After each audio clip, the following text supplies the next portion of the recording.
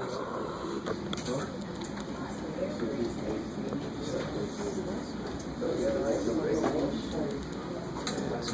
it's dry one, yeah.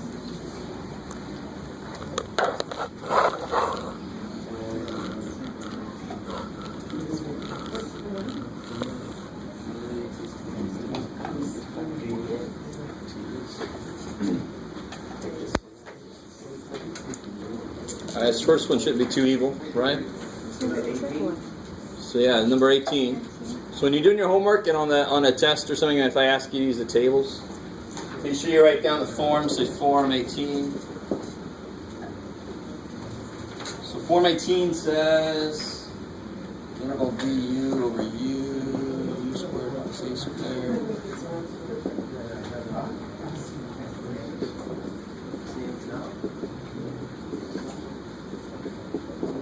So now we just got to identify for this specific problem.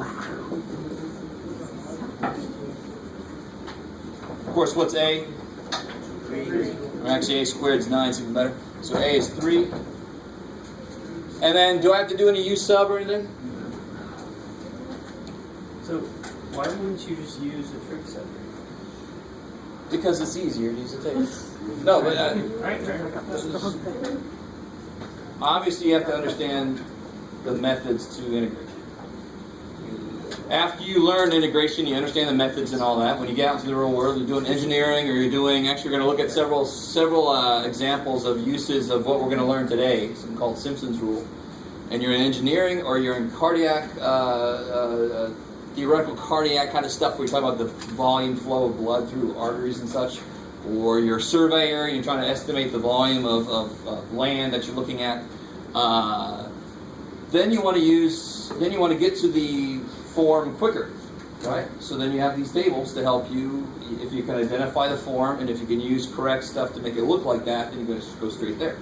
Does that make sense? Yeah. So, you could argue like my Math 103 students, and they say, I've got a calculator, I shouldn't have to take this class. Something like that. And then hopefully we realize, oh shit, man, you need freaking 103. What the hell are you talking about? If I don't feel that way, I don't understand you. So we have to understand how to use tables because they're there. They're out there for us.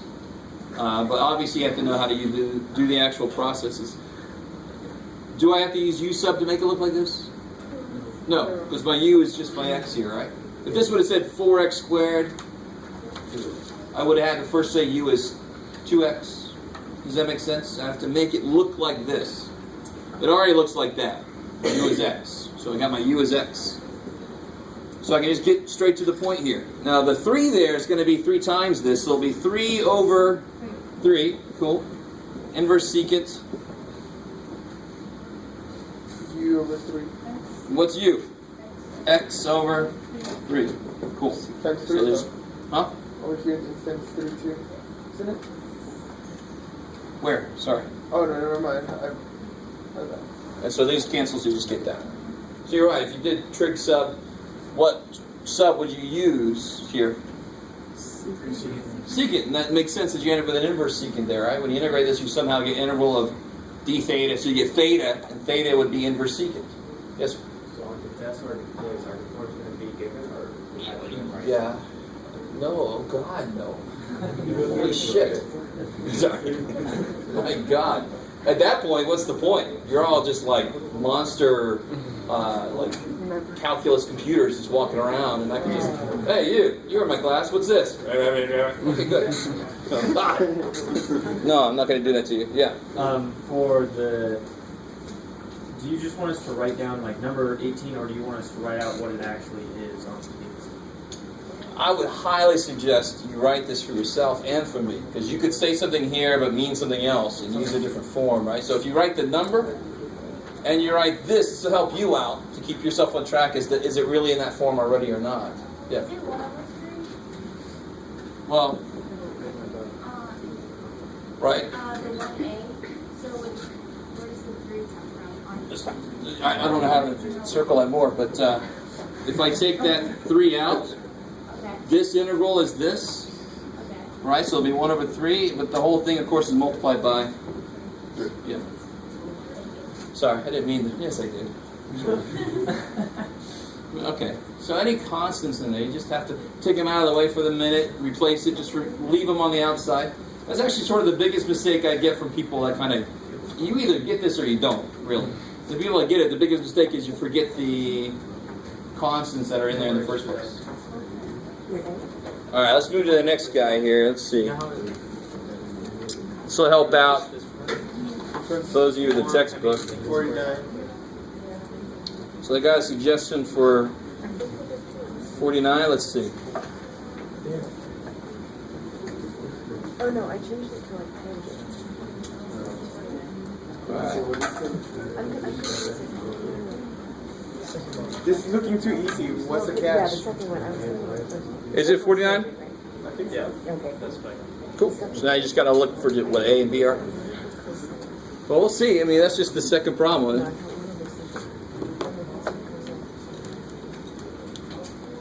So try to do number 2. Whatever. You guys see we've identified it as number 49, right? You guys agree with that? Maybe, because you told us. Not really. I said you guys said it was 49. So you agree with us. All right, let's try this again. Can you make it look like that? Yes. Yes. What would you have to move out of the way? Yeah, 6/5, right? 6/5 comes out. Okay. Then you can identify what A and B are. Do you have to do a U sub? No, because U is right where X is in the form, right? So that's beautiful. You don't have to do a U sub. Kind of pointless. Yeah, that's what I was saying. Like, why we're not using that? Because that was good. So using a table to do your integration should, of course, be easy. I'm just trying to get you guys to realize the mistakes that can be made. What's up? That word again. Yeah, I know. Easy. Inconceivable. That's a catch. You keep using that word. I do not think that word means what you think it means. No? No, I got the What's been happening? There's no room on this paper. Let me explain. No, too much. Let me sum up. No? As you wish, no? Princess Bride. Alright, let's see.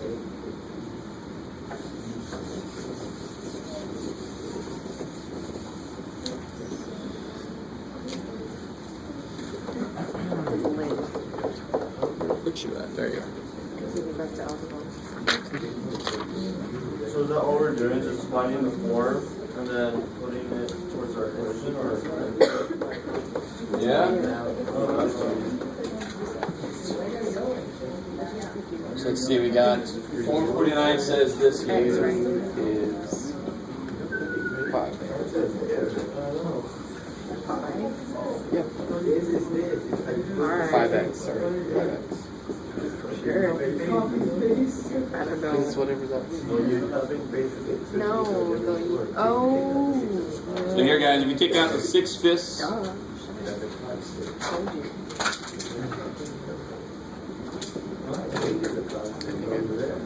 what's A? 3. B is 4. So then you get 1 over 3. ln of 3 plus 4. Don't forget the 6/5. I like it.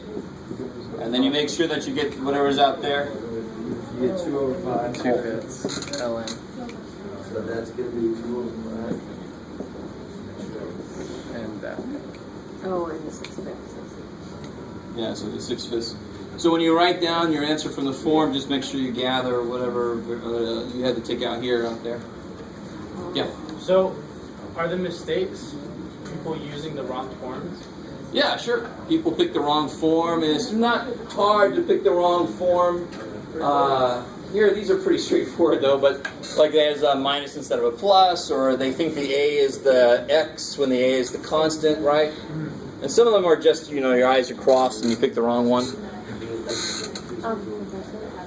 But again, and then this is the next biggest mistake, is just leaving that dude out. And the it's X on the numerator because U equals X, right? Yep. Oh, okay. So what's up with the next one? No, That's it's, trick I'm talking function. about this one. Yeah. No, it was always X. And then the coefficient. What's kind of just screaming at you to do something with here? U sub, I like it. The 5, sure.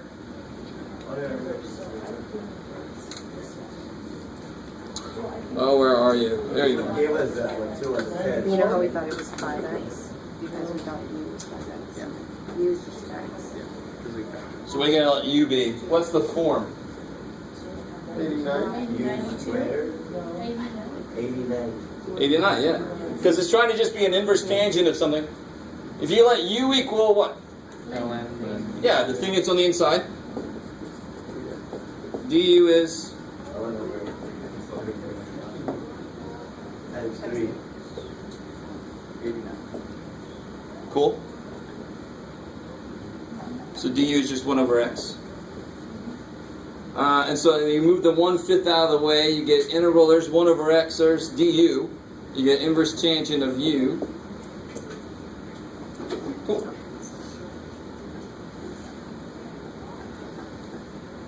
And then the form says that'll be u.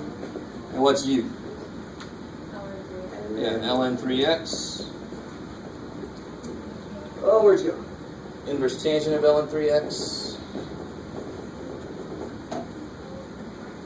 Minus 1/2 ln of, am I still doing the right one? Yes. 1 plus u squared. Right? ln of 3x, whole thing squared. And that's the end thing, plus c. Yummy. Pretty obvious. No. No. Easy. It's easy. What form did you say it was? Oh, sorry. Yeah, this is form 89. All right. What form was the second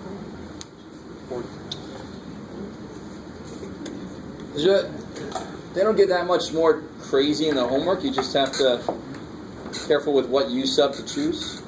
And sometimes you can't even tell what form until you try a U sub in the first place, because there's just so much crap on top of what's there.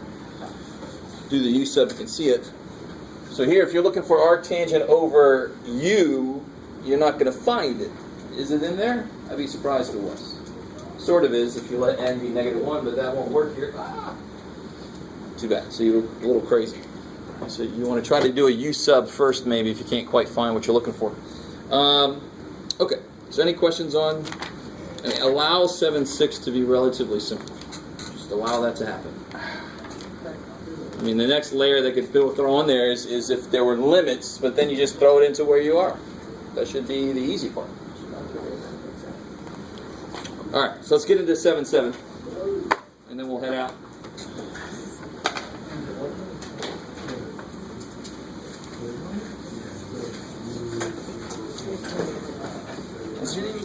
It's kind of funny to me, though. Some of you guys seemed upset because it was easy.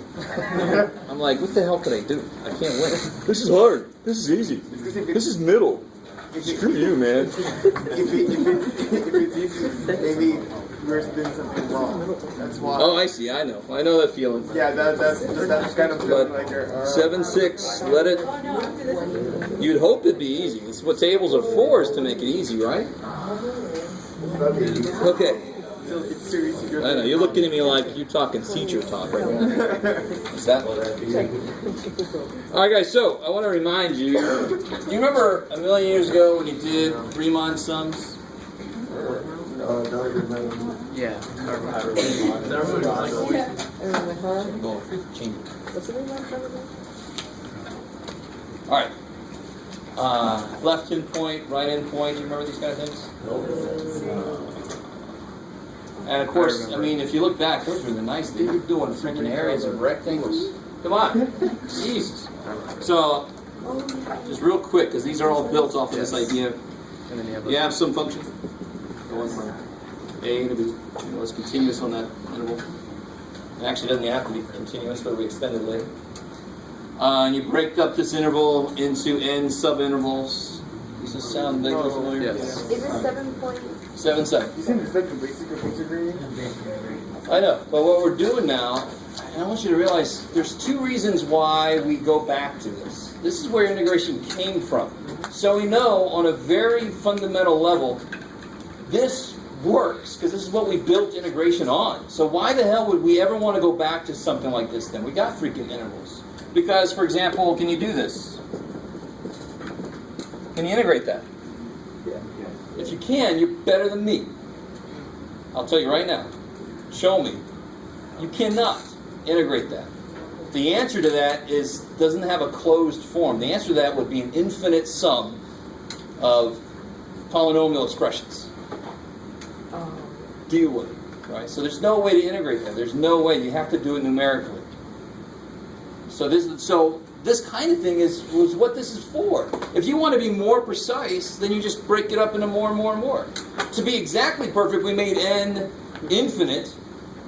But in everyday work, you don't need that precision, right? So what we're trying to do today is we're trying to say, okay, let's go back and look at the left and right endpoint kind of idea and improve on it. Until we get to a point, and I've got several websites up here queued up to show you where they use this in surveying and general engineering, civil engineering, cardiac stuff, which is kind of cool. Ship stability. I mean, it's insane.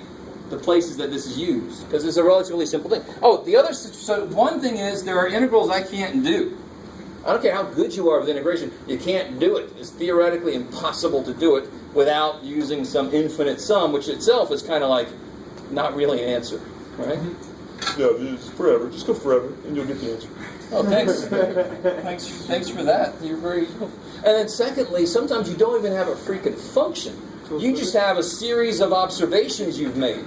So you have definite, like at time 0, it's 3, and at time 1, it's 4.7. But you make all these observations, and then you want to know what's the total heat transfer over time or something. That's an integral. You don't even have a freaking function to integrate.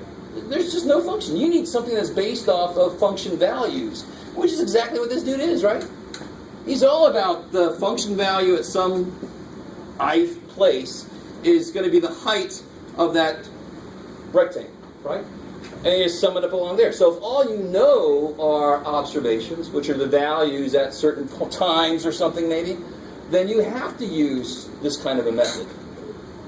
What sucks about this method is the left and right endpoint, and even the midpoint, and even if you average the left and right endpoint, is still relatively large n to get any decent accuracy, which kind of sucks. We want to improve on that. So that's what we're going to do today. We're going to improve on that. So the whole thing here was, for example, let me see if I can do this quickly. Let's call this guy x0. So we'll call this guy xn. Should work, right? Yes, good. So if I wanted like left endpoints, I don't know if you guys remember this. So it's all about how wide. So if I have some representative triangle here, let's just make this big ass triangle. So if I want to use left endpoints, it would be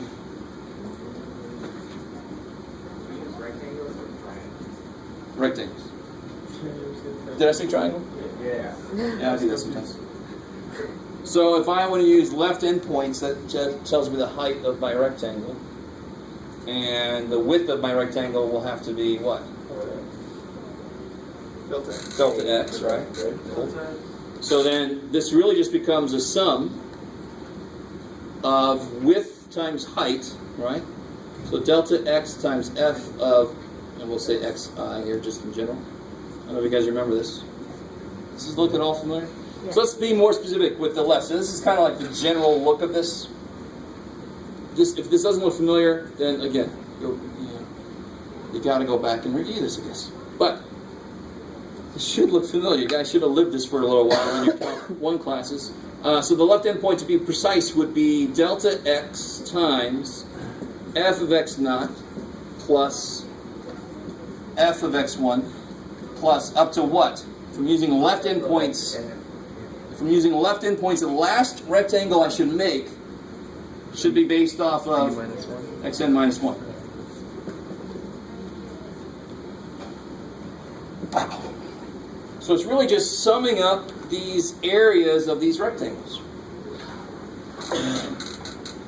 And that's the beauty of it. It's a very simple idea, stupid simple idea. If I want to find the area under a function on a graph, that's what you do. You can break it up. In fact, how you find areas, I don't know if you've ever seen this, very quickly.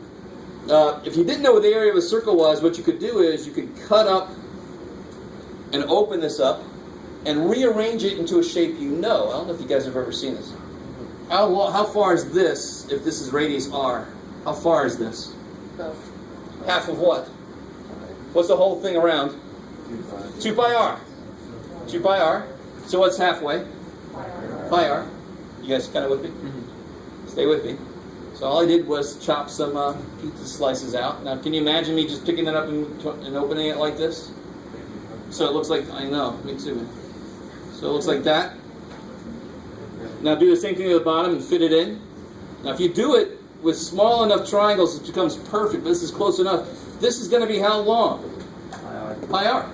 And this is going to be how tall? Right. So what's the area? Right then. So if I rearrange the area I'm looking at into parts whose areas I know, that's what this is built on. Let's rearrange this funky ass area into a bunch of little rectangles because rectangle areas are easy. Just like I did here. Let's rearrange the circle area into a rectangle and then it's easy. Leave me alone. Right? Alright, maybe. Who's seen that before? Anybody ever seen that? No. Yeah? Someday I want to do that construction paper with some of my classes. And Yeah, but just so I can sit back here. You done yet? the base of the triangle is round, isn't it? Say again? The base of the triangle is round. We're going to change the area. But again, if you do far enough out, if you do small enough triangles, it's the whole idea about local linearity. If you zoom in enough, it looks straight. Yeah. Alright. The right endpoint, real quick. Right endpoint. What's the only difference of the right endpoint? The last one's going to be n. The last one and the n plus 1. first one. So if I were to add these and divide by 2, if I were to take the average, that's officially what's called the trapezoidal rule. Because what you end up doing is, here's the left endpoint, here's the right endpoint, and if I average them, I get that. And of course, what shape would that be? Probably a trapezoid. What shape? What shape is that? I like this one. I like some of you guys are like, let me help Jeff out. Maybe this is why I was saying triangle earlier, because he's thinking that, no, it's not even good enough for me. It's just, that's a trapezoid. Sorry, I don't like triangle people. So that is definitely trapezoid. But all the trapezoidal rule is then, is averaging out the left and right endpoints. And actually that's the first thing you guys did, was you average them out and you come up with a better estimation than either one of these alone. Right? Because one of them overshoots and the other one undershoots and so forth. Midpoint rule is just where you don't take either endpoint, you just take the midpoint. Right? That's pretty straightforward. And actually what turns out is midpoint rule is always better than trapezoidal rule. Which is kind of funny, because midpoint rule is easier than trapezoidal rule. Right? That's okay. But so it's kind of nice that it comes out easier. So let's talk about where Simpsons Rule comes from. That's the really new stuff. So far this is nothing new, to be honest. We've done nothing new yet. Alright, so here's Simpsons Rule says, all of these rules rely on straight sides to estimate what normally is a curve. So Simpsons Rule says, why don't we use parabolas, the next step up from linear, to estimate these. And thankfully the amount of work that it requires is not much more than either any of these, but how quickly it converges to the right answer, how quickly it gets to within a certain error is multiples better than any of these. It's insane. It's really nice. And there are better methods that get more accurate. There are methods that get more accurate, but the computations required go way off. So Simpsons Rule is used a lot of places, like I'm going to show you, because it's really decently accurate, pretty quick, and the computation is not computation heavy. You guys it's kind of like a nice middle ground to work in, and that's why a lot of things do, engineering and so forth. So we have the same picture. What the hell? The puns are attacking. We have the same picture, but instead of... Now here's the thing, though. With a parabola, a straight line only needs 2 points. Right? But a parabola, to be defined, it needs at least 3 points. I like it. So the trade-off here... You follow my notes. So here I would have to use 3 points at a time. So let's look at an example place here. So if I have x1, x0, x1, and x2. So this is your f of x and so forth. And then I have this parabola that fits this. Oh my God, it's disgusting. It'll be all right. Make this a little better. All right, here comes mine. All right. So then you have this parabola that fits those points. Hey. Okay. Right, and we keep going obviously, but we just need that much. So you might say to yourself, that's not an easy area. What the hell is that shit all about? So what we want to do then is figure out, okay, is there an easy way to calculate the area underneath here? So I need 3 points to kind of get this thing going, to define a parabola. Wouldn't it just be the integral of the parabola?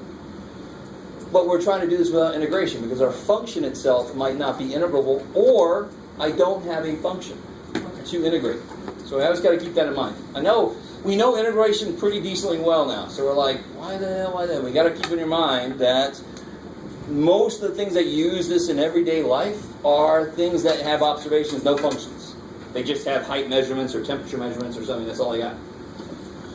All right. So what I want to do is to make this a little bit easier, and then I'll show you why this is allowed. Let's shift this little piece. Let's just focus our whole attention on this little piece, and we'll shift it so that the middle dude is right at the center. It makes it easier to kind of talk about. You'll see what I mean in a second. Now, of course, if I find the area under that, does it matter where that piece really sits? No. So all my calculations will still be correct. It'll just be a lot easier to work with if it's centered at the origin.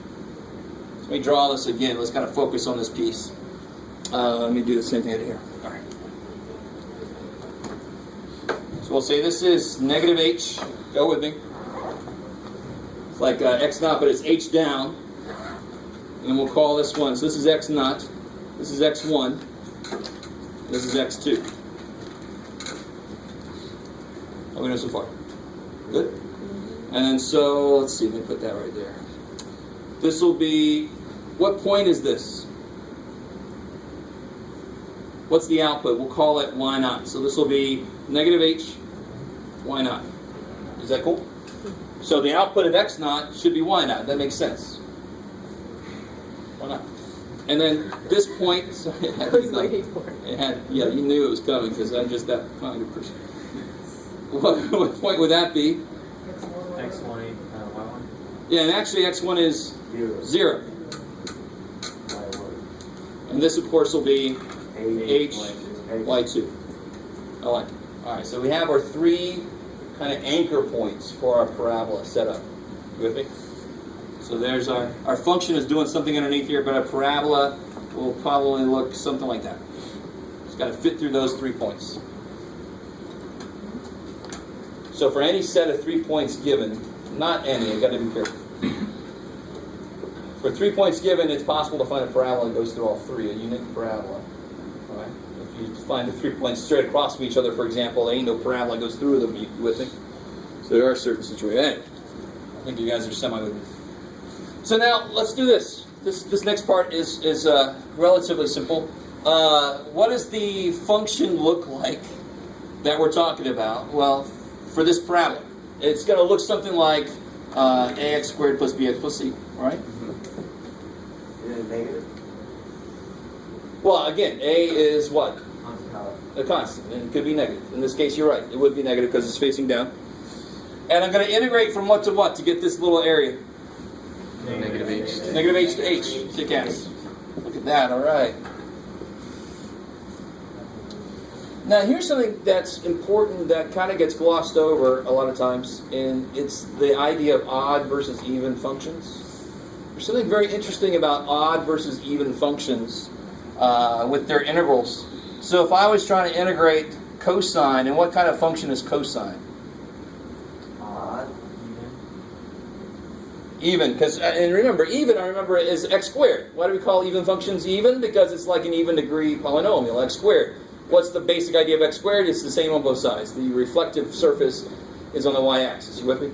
So if I had to integrate from negative a to a, one way to make this easier is to integrate from 0 to a and then double it. Now the one that's even better is the odd functions, because the odd functions, if I had to go from negative a to a, the answer is 0.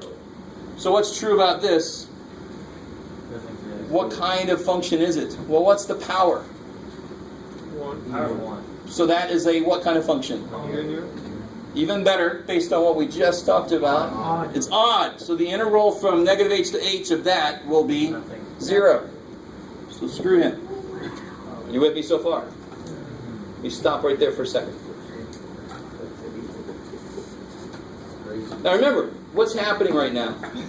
You guys, some of you guys are like, yes, that's my question. I'm showing you where the rule comes from. This is not what you're going to have to do every problem or something stupid like that. If you're thinking that, you're like, holy shit, we're deriving the formula.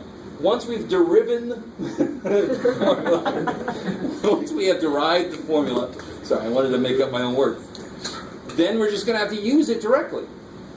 And the formula is going to rely on just function values. You just got to throw them in there. So understand, this is going to be kind of disgusting, but I want to show you where the hell it's coming from. And if you don't want to see it, tune in bad. Look at a wall or something. Alright, so what do we got so far? We got this, and that's not very helpful. Because what kind of a function is bx? It's, if you drew it, it would look like this, right? The slope would be dependent on b. Yeah. So what's the interval from negative h to h? 0. Beautiful. And I know what you really should be worried about is you just arbitrarily put it at the origin, Jeff. But any work I do here is valid no matter where the hell I put it, because the area is not going to change if I move this over, right? Maybe. Yeah, right. All right. Here we go. You ready? So what is the integral? Don't overthink it. 1/3 2a. Good. Ax cubed over 3 plus cx from? h. All right, I like it. And now, you know, oh, one thing I forgot. Right here is my fault. I focused so much on this being odd. What are the other two things? Even. So I could just do twice this from 0. Remember that's what we talked about up here? That's going to make this a lot easier. It's awesome. So I could just go twice this from 0 to h because of the fact that even functions, of course, are the same on both sides. So if I just go 0 to h and double it, I got it. Yes. Thank you. So what do we need? So 0 now is awesome. Contributes nothing. Thanks 0. We like that actually. And then I just plug an h in to get that. So what I've just done seems kind of useless because it just integrated the most general form of a parabola. But using specific information from this at least. Now what I want to do from here is try to compare this to, on the other side, well, compare this to my more specific, let's see, where am I? Oh, let's do this. I'm trying to figure out what A and C are in terms of my actual values from my functions, right? Which would be these guys. y0, y1, y2, those are my actual values for my function. F of x naught is y naught, so forth. So if I can get a relationship between A, C, and those, that's the connection I need. Then it's just going to be plug and chug. So, what's y0 equal then? Well, what's y0 related to, let's say? It's going to be f of x0 is y0, right? And x0 we called negative h. So what's f of negative h? Well, remember, what's f of x? That guy, right? That's what fits those 3 points. Whatever my original function is, it agrees with that at these 3 points. So what's f of negative h going to be? Negative. Use this function. It'll be a times negative h squared, right? Plus b times negative h plus c. So it's ah squared plus minus bh plus c. So keep going the same way, and that's going to equal what? Why not? Let me stop right there. Right? We knew this from the very beginning, that if I input x naught, if I input negative h, the output was y naught. We defined it that way from the beginning.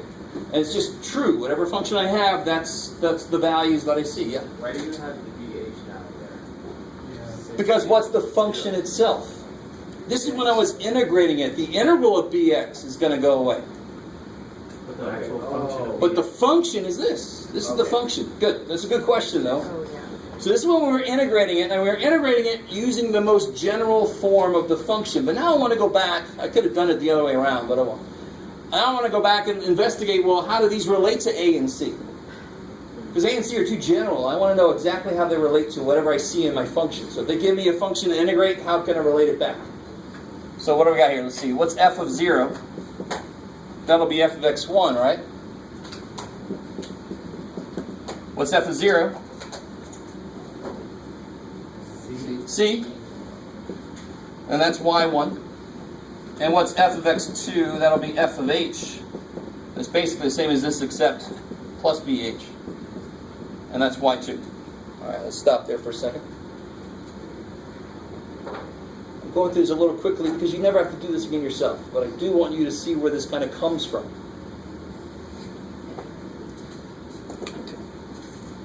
Where am I at? Oh, cool. Now, let me play around a little bit with this guy. Let's see. What do I not need? I don't need this here. Alright, now watch this. If I take an h, take an h over 3 out. Now, a lot of this stuff I'm doing is not going to be immediately obvious. The people that did this had months and years to do this kind of thing with. You with me? So we're doing a lot of stuff that took them several months at least to figure out the tricks. Yeah. Wouldn't be that 2h over 3? Because you have also the 2 that you didn't. No, it's going to be this. For a very specific reason, you'll see. So what's left if I do this? 2a plus 3c. 2ah squared plus 2ch. 3c plus 3c. Yeah, 3c, right? Guess with me? What happened to the 2 that was on the front of the integral? It's here. Oh, I forgot to bring it through all the way. That's my bad. Was There's a 2 there. All right. 6. So it's 6. Tell me way back there. That'll help me out a lot. So again, if you ever see that little kind of a thing, just help me and tell me. I mean, I'm human, so I'm going to forget it too. So now here's the cool thing. I really want you guys to see this. Do you see how if I add y0 to y2, what happens? What's y0 plus y2? If you're trying to write all this down, you're insane, by the way. Don't try to write all this down. You're insane. It's all sort of in the book, I think. Yeah, what's y0 plus y1? I mean, y2. The bh is canceled. 2ah squared. You get 2ah squared plus 2c. plus 2c. Now, isn't that almost this? What's missing? A 3c. 4c's. So if I take y0 plus 4 y1s plus y2, it'll be, see the 4 y1 because y1 is c, right? This is, now I want you to see. This is kind of cool, but there's just not like the time to really show you where inspiration and creativity came from, but I really want you to understand. We're trying to do, in like 15 minutes, what honestly took people many months at least, if not years, to come up with. I want you to realize that somebody came up with this shit all on their own, just playing around. And they weren't necessarily just playing around just because they didn't have well, see, I got the chores done. No, it's because they were trying to answer a question they had, and they kind of knew what integration was. They didn't have the same symbols we do, and they're like, there's got to be an easier way to do this estimation. There's got to be a better way. So they're just playing on how to improve it.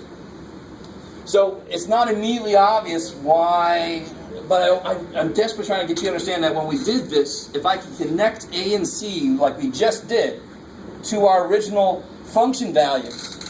They're going to give me a function to integrate. So what's y0? It's the function at x0. It's the function at my first endpoint, right?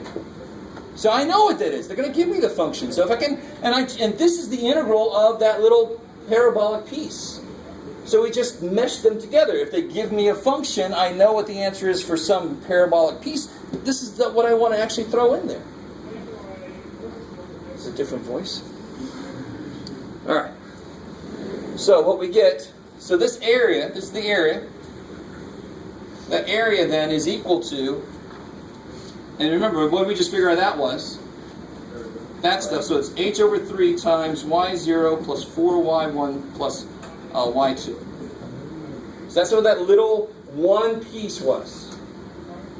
Now, if I break my thing up into several pieces, each one of those pieces is going to contribute to the overall answer. This is just the area of like one rectangle. But now it's the area of one curvy-topped rectangle, right? Or maybe you guys are with me, maybe. So now I kind of have to add them all up. So here's how this looks at the end. Here, actually, you can already see Simpsons Rule down there on your paper.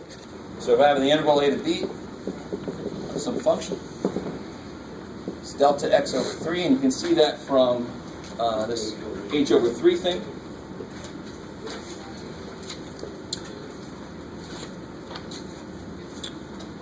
And h, remember what h really was?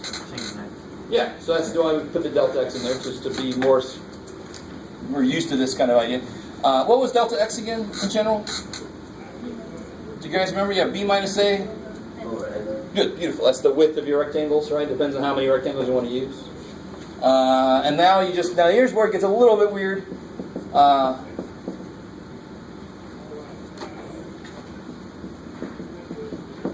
Oh, I'm doing the wrong one. So it's got to be 4's flanked on the outside. And then 2. And then at the end, it's going to be 4 f of xn minus 1 plus f of xn. So to make this work, this 2, 4, 2, 4 stuff to work, it's got to be an even number of subintervals. It says that on there. The n's got to be even for this to work. Which makes sense. Every parabola needs 3. They share the one in between for the next one. You actually end up, it has to be even for that to kind of come out and work. So you have to have an odd number of points to make an even number of ends? Well, you have 2 points that you care about, the endpoints. And then you can break that up into any subintervals you want. If you want to use Simpsons Rule, you have to break it up into an even number of subintervals. Cool. All right. So what let's see, I forget now. Do we leave it 45 or 50? You guys are going to say 45, I am. 50? Oh, look at you being honest. You guys are awesome. 40. Get out of here. You should have left already. So very, very, very quickly. Let's do a really simple function here. One that we can do already anyway.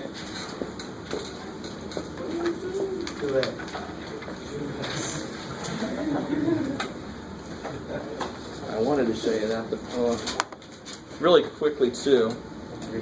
Just copy that down. Here's something about using Simpsons Rule to calculate the volume of dirt that's being moved for some civil engineering problem. Here's something really neat. I never heard of this before. Method of volume determination for, I can't even say some of those words. Civil engineering project, and all these different ways of doing things. And I love the problem is, here's your measurements that were made, so there's no function to use. But you can just throw the function values into the form for Simpsons Rule. Can I find the volume of my pool by using Simpsons Rule? Say again? Can I find the volume of my pool by using this rule? Yes. You can. Don't forget, anything that you can integrate, you can actually go back and use any of these Simpsons, trapezoidal, whatever rule, right? Because those are build up to the integration. So if you can integrate, and even these are so more fundamental, less sophisticated, that they can handle integral e to the x squared. Because they don't depend on this theoretical connection with the function. They are just looking at the function values. Does that make sense? Okay, maybe not. Shit. All right, I'll tell you what. I don't want to throw this in the end. We'll do this at the beginning. I want to do a trapezoidal rule. I don't know why I got that accent. And Simpsons Rule, and then we'll compare the two. We'll do that first thing next time. Thanks for your patience. Some of you.